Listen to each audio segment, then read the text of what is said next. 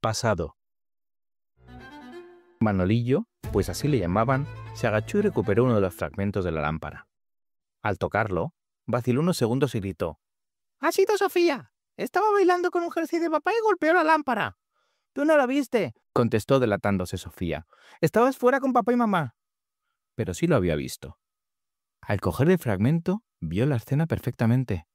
Vio cómo su hermana estaba bailando con el jersey de su padre, girando por la habitación. Una de las mangas, llevada por la inercia, golpeó la lámpara, y ésta cayó al suelo rompiéndose en pedazos. Vio esta escena desde los ojos de su hermana, como si él hubiese sido el protagonista, aunque no se reconoció en el recuerdo. Desde los ojos de su hermana, vio también cómo escondía el jersey, para después refugiarse en su cuarto y esperar a que desapareciera la culpa. Las imágenes, los sonidos, el tacto del jersey junto a su pecho, el sentimiento de culpa, la espera del castigo, las ganas de confesar. Manolillo lo había sentido y vivido todo en una fracción de segundo. Esa fue la primera vez que sintió y vio un recuerdo que no era suyo, pero no sería la última.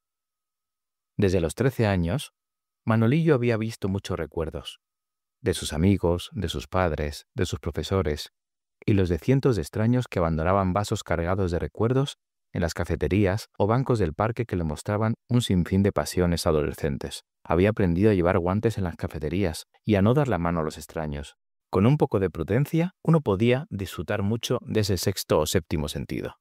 Podía saber al instante lo que la gente ocultaba con un apretón de manos, o vivir la vida de otras personas con solo tocar su ropa. En una ocasión, encontró unas viejas sandalias de su abuelo, y éstas le mostraron cosas que nunca comentaría con él. Sin embargo, aquella afición cambió por completo el día que cumplió 16 años y recibió de sus padres una pulsera de oro con su nombre grabado.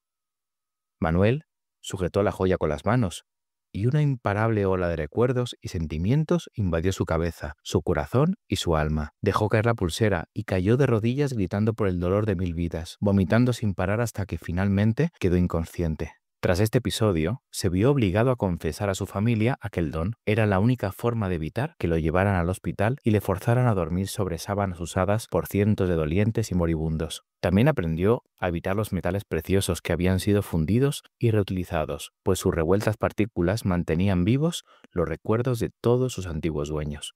Durante el breve instante en el que sujetó aquella pulsera, había recibido pequeños e inconexos detalles de las vidas de todos los antiguos poseedores del oro con el que había sido fundida. Sus joyas les habían acompañado en el amor, en la lucha y en la muerte, y él había compartido con ellos cada uno de esos momentos, sintiendo su amor, su odio y su miedo.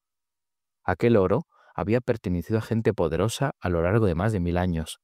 Reconoció en sus recuerdos a griegos o romanos e indígenas semidesnudos, a mujeres jóvenes y viejas, a hombres con barba o completamente afeitados, a guerreros y delincuentes. Aquel episodio cambió su forma de ver el mundo.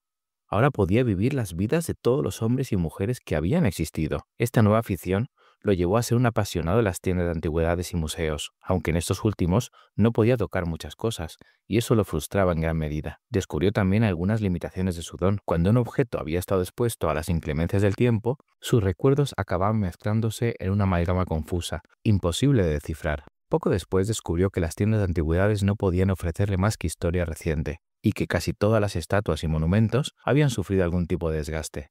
De modo que decidió buscar fuentes más antiguas y preservadas. Comenzó entonces sus estudios de historia, con la esperanza de trabajar con objetos o manuscritos de cierta antigüedad.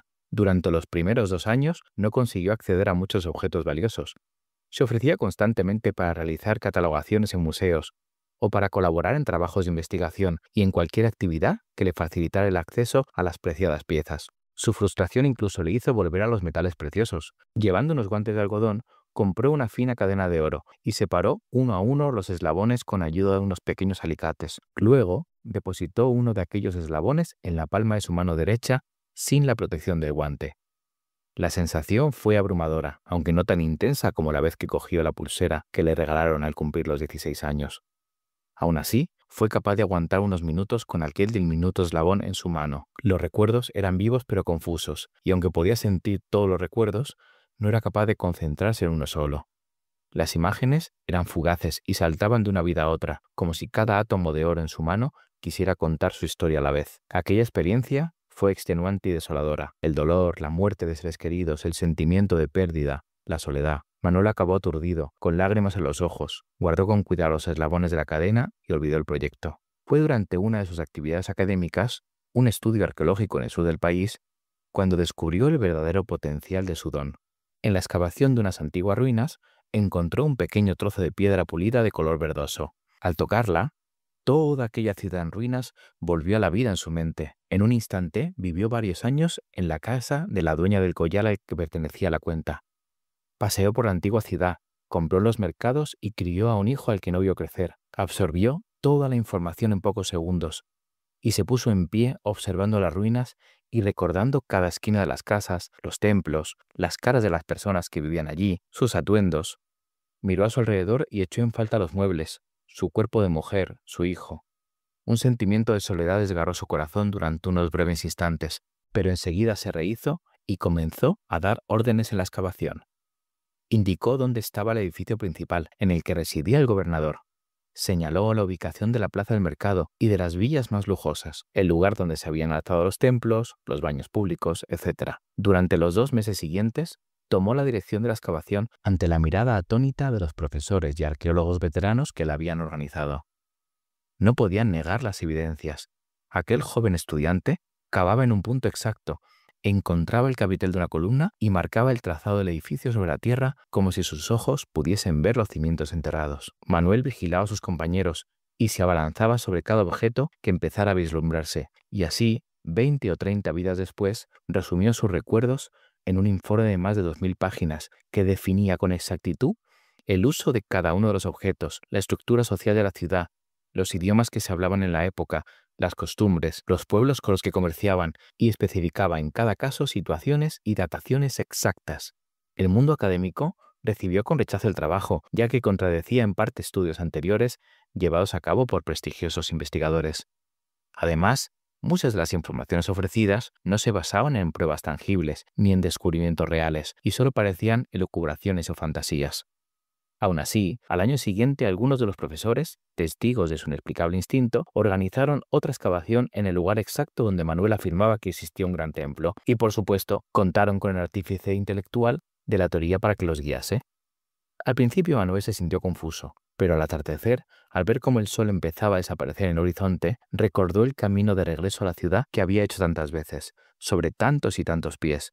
Y no solo fue capaz de ubicar la entrada del templo, sino que también pudo señalar el número de columnas, las dependencias de los sacerdotes y los almacenes de grano. Después de esta última demostración y con solo 21 años, Manuel empezó a ser reclamado en cada una de las excavaciones del país, y en poco tiempo se convirtió en uno de los mayores especialistas del mundo romano. Había vivido más de 500 vidas diferentes, había hecho descubrimientos maravillosos, y había excavado ciudades, templos y catacumbas, incluso una de las bibliotecas más importantes del periodo. Poco a poco, empezó a interesarse por los grandes personajes de la historia antigua, pero muchas de sus vidas eran esquivas. Había conocido a muchos emperadores con los ojos de otras personas, nobles, consejeros o sirvientes, y ya entendía latín y griego como si fuese su lengua materna, pero no había vivido la vida de ninguno de aquellos grandes hombres en primera persona. Descubrió que los emperadores y cónsules eran caprichosos y que no tenían ningún apego a sus enseres. Un anillo perteneciente a Constantino únicamente le mostró algunos momentos sociales de su vida, ya que el emperador solo lo llevaba en ciertas situaciones, y para vivir una vida entera, él necesitaba algo que su dueño se pusiera a diario. Con los años, había aprendido a navegar entre los recuerdos de distintas personas. Algunos objetos habían pertenecido a más de un propietario, y en algunos casos había además algunas interferencias, es decir, gente que había poseído el objeto durante poco tiempo y no lo había usado, como comerciantes o ladrones. Manuel era ya perfectamente capaz de trabajar con soltura con metales preciosos antiguos, que solo habían sufrido 1 o 2 fundidos. Pocos meses después de su 35 cumpleaños, sus pasos le llevaron a Turín, en busca de una colección de anillos expuestos en el Museo Egipcio, entre los que se encontraba uno que supuestamente había llevado varios meses Cayo Julio César durante su estancia en Egipto. Manuel estaba nervioso, nunca antes había vivido la vida de un personaje tan magnífico, y vivir la de Julio César durante ese momento crucial de la historia sería una experiencia impresionante. Al llegar a su hotel en la ciudad, sin embargo, recibió una llamada de su amigo Angelo, el conservador del Museo Egipcio, invitándole al cierre de la exposición del célebre sudario de Turín. La leyenda cuenta que envolvió el cuerpo de Jesucristo tras su muerte por crucifixión. El sudario había estado expuesto durante algunas semanas y ahora lo guardarían y custodiarían durante algunos años antes de volver a exponerlo al público. Manuel se emocionó con la idea de tocar el sagrado sudario y poder ver lo que Jesucristo vio desde la cruz, aunque no tenía muchas esperanzas al respecto. No sabía si le dejarían tocarlo, ni siquiera contando con la recomendación del conservador del museo. Además, la tela había sido manipulada por cientos de personas y el material estaría muy degradado.